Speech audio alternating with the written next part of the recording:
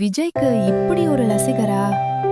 விஜய் முதலமைச்சர் ஆகணும்னு நினைக்கிற ஒவ்வொருத்தரும் கமெண்ட்ல சிஎம் விஜய்னு கமெண்ட்டை தெரிக்க விடுங்க. தமிழக வெற்றி கழகம் வெற்றி அடையணும்னு. இந்த 3 வயது குழந்தை யாரும் நினைக்காத ஒரு விஷயத்த பண்ணுது. வெற்றி வந்தா பட்டாசு வெடிக்கலாம், கேக் வெட்டலாம். ஆனா இந்த குழந்தை மட்டும் அந்த சந்தோஷத்தையும் தாண்டி மனசுல வேற மாதிரி யோசிச்சது. நம்ம சந்தோஷம் மட்டும் போதாது, மற்றவர்களும் சந்தோஷமா இருக்கணும்னு. அதனாலதான் இந்த சின்ன கைகள் சாப்பாடு எடுத்துக்கிட்டு முதியோர் இல்லத்துக்கு போகுது. அங்க இருக்கிற ஒவ்வொரு அப்பாவுக்கும் ஒவ்வொரு அம்மாவுக்கும் அன்போட உணவு ஊட்டுது. பல நாள்களா காத்திருந்த அன்பு இந்த ஒரு நிமிஷத்துல அவர்களோட கண்கள்ல நீராக மாறுது.